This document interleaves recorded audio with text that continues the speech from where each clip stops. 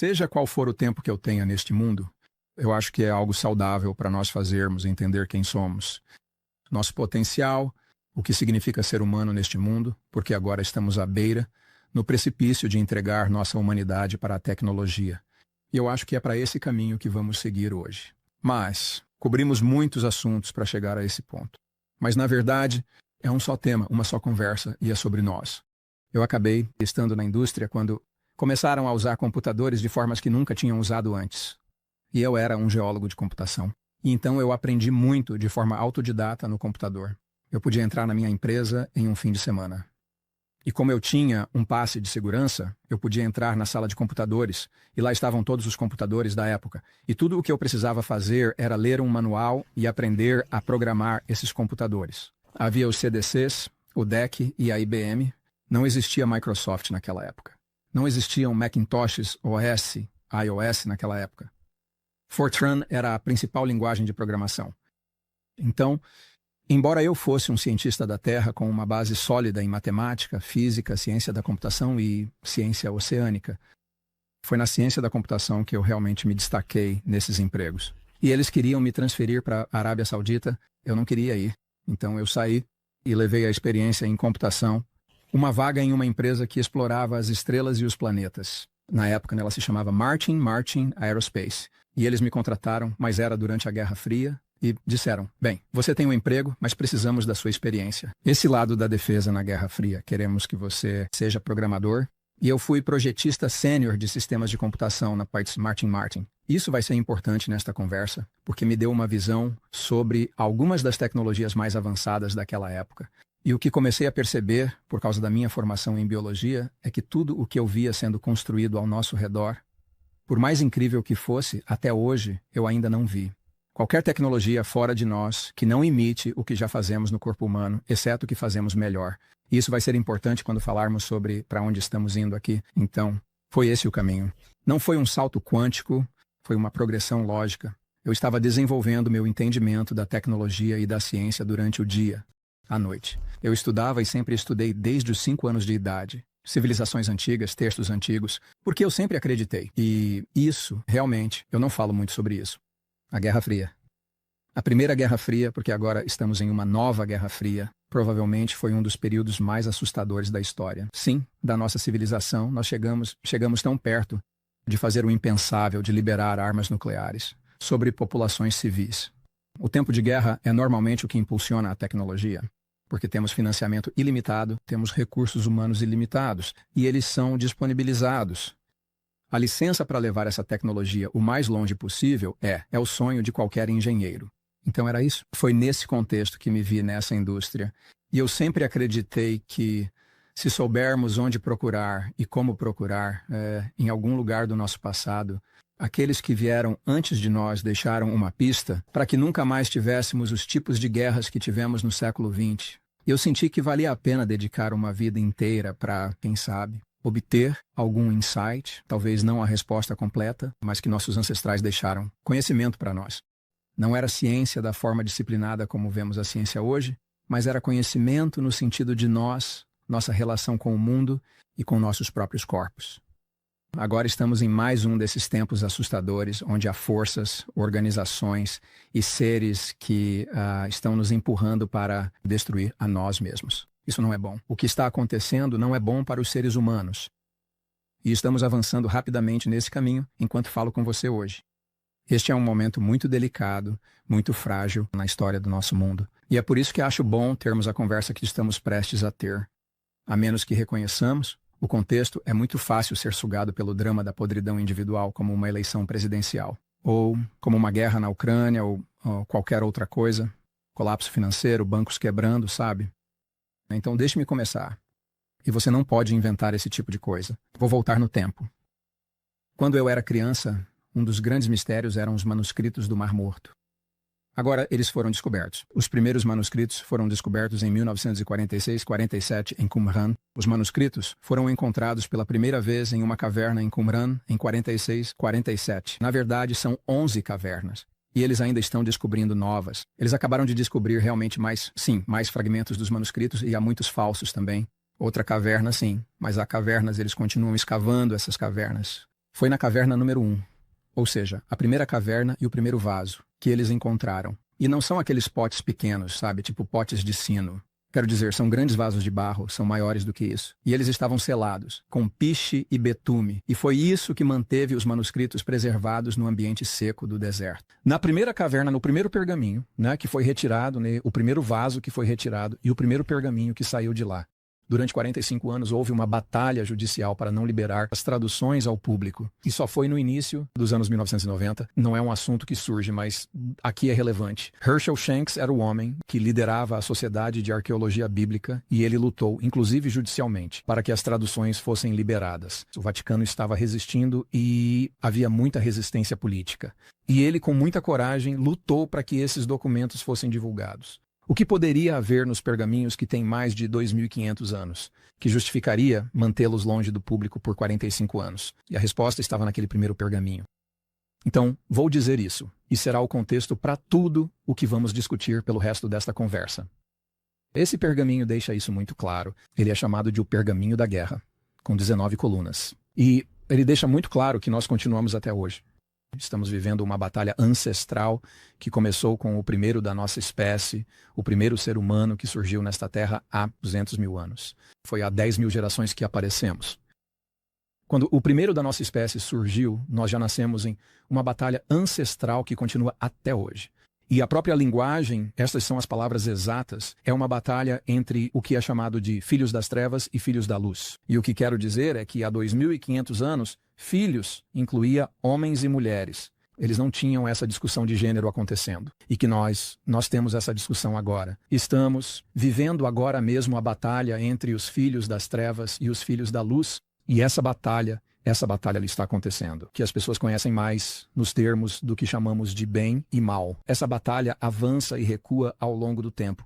A razão pela qual estamos vendo tanta ênfase no mal em nossas vidas, e existem diferentes tipos de mal, e podemos falar sobre isso, é porque estamos avançando rapidamente por esse caminho em direção a um ponto de convergência que foi identificado como o ano de 2030. Então, 2030, as Nações Unidas identificaram esse ano, o Fórum Econômico Mundial também identificou essa data. Há um evento que acontecerá nesse período, e o que você está vendo são as forças dominantes disputando posições para estarem no melhor lugar antes de chegarmos a esse ponto. É por isso que você está vendo um esforço coordenado para a reconstrução do mundo de uma forma que nunca vimos antes.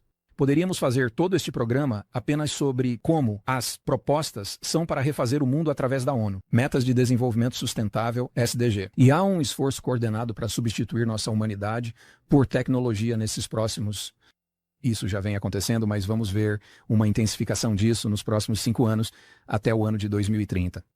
Chips de computador no cérebro, chips RFID, sob a pele já estão sendo usados em muitos países europeus atualmente. Produtos químicos no sangue para substituir nossas funções biológicas naturais, incluindo nosso sistema imunológico. Já temos toda essa tecnologia hoje. Aqui está a questão. Está sendo comercializada. Eu sei que isso está acontecendo e ainda assim fico impressionado com o quão sedutor é o marketing. A forma como essas coisas estão sendo apresentadas, especialmente para os jovens, para adultos, para pessoas crescidas. É que isso torna a vida mais fácil, né? Nos dá mais segurança. Se você tem chips RFID no corpo, né? Nunca pode se perder, não pode ser traficado. Tudo isso é verdade. Qual é o preço que vamos pagar? A que custo? Queremos trazer essa eficiência em nossas vidas. Então, o que estamos perguntando é, o que entregamos quando entregamos nossa biologia?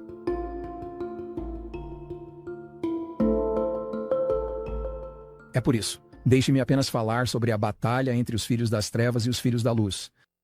Vou usar uma palavra. Eu sei que estamos abordando muitos assuntos. Vou juntar tudo agora. Vou usar uma palavra que ainda não usamos. Ela significa coisas diferentes para pessoas diferentes. Então deixe-me usá-la e eu vou defini-la.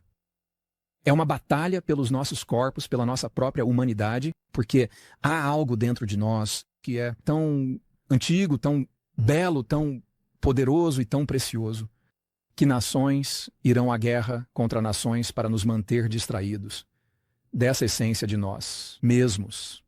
Sociedades serão destruídas, o clima será manipulado, pandemias serão desencadeadas, mentiras serão contadas. Todas essas coisas são importantes, mas são distrações, são desvios que estão nos afastando dessa essência, dessa força. O corpo humano é o elo com algo que chamamos de nossa divindade. Agora, divindade, para muitas pessoas, tem algo a ver com religião. Mas a definição contemporânea, se você procurar a definição contemporânea de divindade, é simplesmente é a capacidade de transcender limitações percebidas. E só isso. Transcender. Significa tornar-se mais do que se percebe. E eu adoro isso. Significa que podemos estar vivendo limites em nossas vidas que nem sequer são reais, limites que fomos doutrinados a aceitar pela família, sociedade, religião, cultura, ciência. Esses limites. Então, nossa capacidade de sermos a melhor versão de nós mesmos é o objetivo que nos limita de sermos a melhor versão de nós mesmos, que nos limita de termos a capacidade de curar nossos próprios corpos, que nos limita. Então, o que é divindade? Divindade é a parte de nós que é atemporal, que não tem idade. É onde começa a nossa imaginação, é onde começa a nossa criatividade, é onde começa o nosso amor, simpatia, empatia, compaixão, cura, tudo. Isso são funções da divindade humana. Se aqueles que detêm o poder querem mudar o mundo, nós nos tornamos muito mais vulneráveis. Quando perdemos o acesso à nossa divindade, quando perdemos o acesso à nossa capacidade de curar nossos próprios corpos, à nossa capacidade de imaginar e comunicar o que estamos imaginando e de criar e inovar. Todas essas coisas. Então, há um esforço concentrado acontecendo agora. E eu posso compartilhar com você a ciência. O que há em nossa biologia que realmente nos conecta. Então, o Instituto Salk realizou esse experimento em particular. Esse experimento já foi replicado por outras organizações desde então. Portanto, se pesquisarmos no Google, pode aparecer com o nome de outras organizações. Mas foi no norte da Califórnia, o Instituto Salk. O que eles fizeram foi pegar neurônios humanos separados de um corpo. Eles os colocaram em uma placa de Petri. Então, aqui estão algumas células em uma placa de Petri, não conectadas a um corpo. E eles tinham um chip de computador especial, onde podiam conectar, acho que as pessoas conhecem, quando você olha para um neurônio, ele tem pequenos dendritos, como tentáculos que parecem sair do neurônio. Eles conseguiram conectar esses dendritos à porta de um chip de computador. Então agora você tem uma máquina com interface celular. Ou seja, o neurônio está realmente conectado a um chip de computador especial, mas não está conectado a um corpo. Ok. Agora, eles pegaram esse chip de computador e o colocaram em um computador. Esse computador estava rodando um videogame primitivo que foi lançado em 1972, chamado Pong. Apenas um jogo muito primitivo, parecido com um jogo de tênis. E eu me lembro, quer dizer, é tão primitivo comparado com o que temos hoje, porque agora somos tão sofisticados com isso, mas naquela época era o máximo. Quero dizer, as pessoas passavam horas jogando esse jogo. Veja o que aconteceu. Eles conectaram o chip a essa máquina carregada com o Pong. Esses neurônios começaram a jogar o jogo Pong. E quanto mais eles jogavam, melhores ficavam. Eles estavam aprendendo. Então a questão é, não há nenhum humano conectado.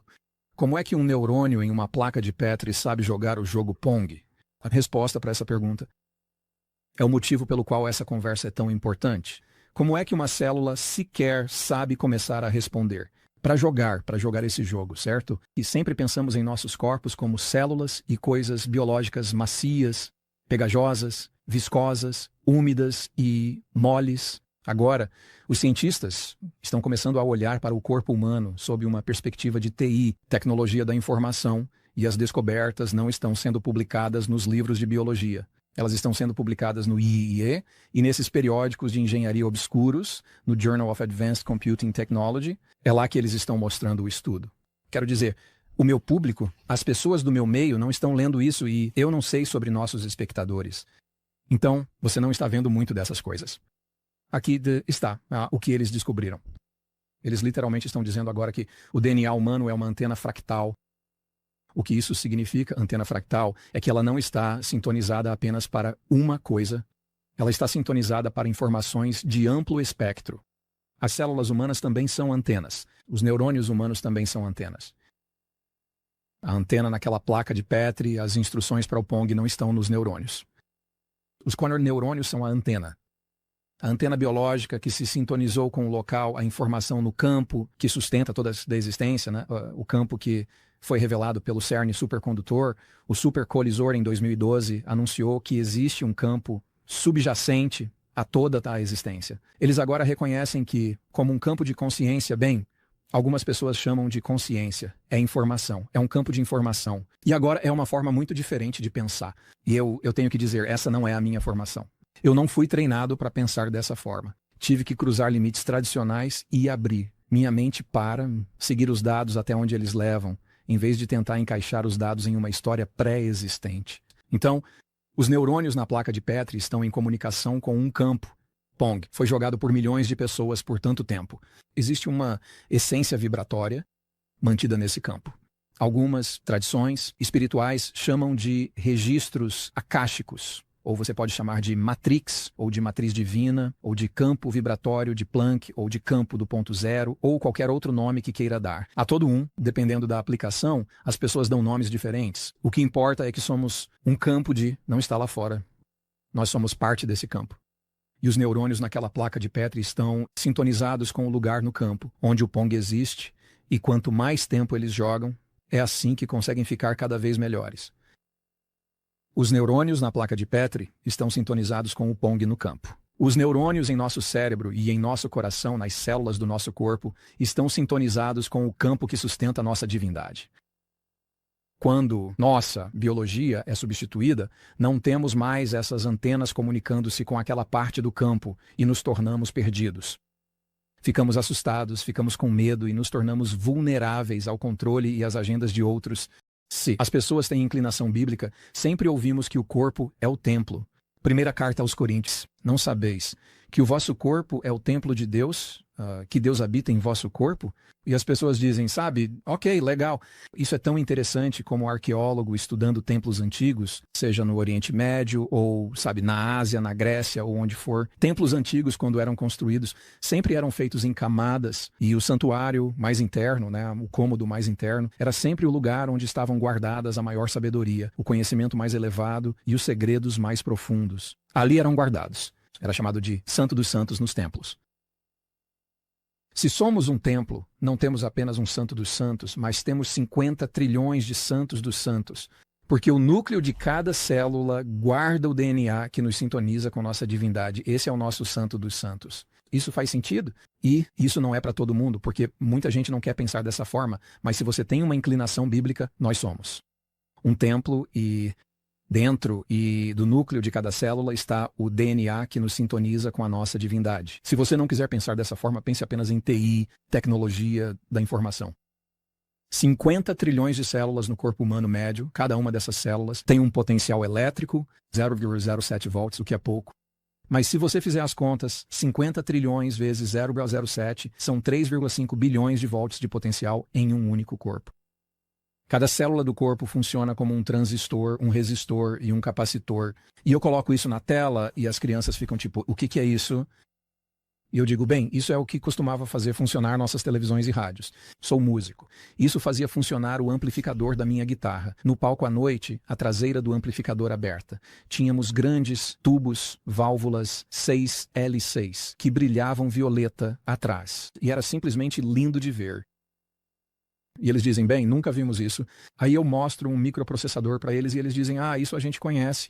E eu digo, bem, cada um desses componentes está nesse microprocessador. Transistores, resistores, capacitores. E eles dizem, ok, estamos entendendo. Então, cada célula do corpo funciona como um circuito comutado. A informação entra, a informação sai. Ela é modulada por resistores, transistores, capacitores. Biologicamente, dentro do corpo, cada célula recebe luz. E nós transmitimos luz, fótons estão entrando, estamos transmitindo luz como informação, estamos absorvendo informação no DNA humano, está no genoma que temos hoje. Ela está preservada, é transparente. Se você souber, se souber como olhar para isso, está bem ali, não está escondida. Ela é segura e é imutável, porque está distribuída entre os 8 bilhões de pessoas que vivem no planeta. E se esses termos soam familiares, é porque eles são a base do novo sistema financeiro descentralizado, que está agora, que está emergindo no mundo. A tecnologia blockchain imita a forma como a informação é armazenada no genoma humano. É por isso que ela tem tanto sucesso. Uma antena fractal significa que você está recebendo informações, não de uma estação isolada. É fractal. Então você está recebendo muitos sinais em várias larguras de banda. Está chegando o tempo todo.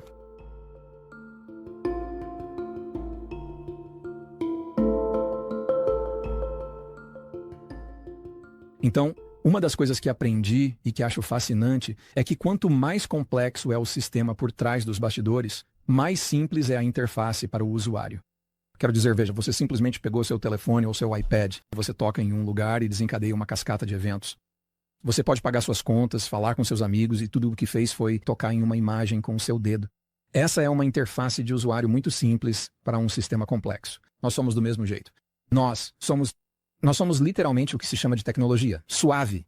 Não somos a tecnologia dura e primitiva de chips de computador, fios e produtos químicos. Somos mais do que isso. Somos membranas celulares, neurônios e potenciais iônicos se movendo através das paredes das células. E aqui está a beleza. Você não precisa saber nada disso, porque a nossa interface de usuário é a essência das nossas tradições espirituais mais antigas e preciosas. Pensamento, sentimento, emoção, respiração, foco, movimento, nutrição. Essa é a nossa interface de usuário, também chamados de fatores epigenéticos. À medida que aprendemos a usar essa interface, despertamos essa tecnologia suave, altamente avançada e tecnologicamente sofisticada. É por isso, existe um esforço concentrado para nos ocultar desse potencial extraordinário. E uma das formas de fazer isso é substituindo nossa biologia por máquinas.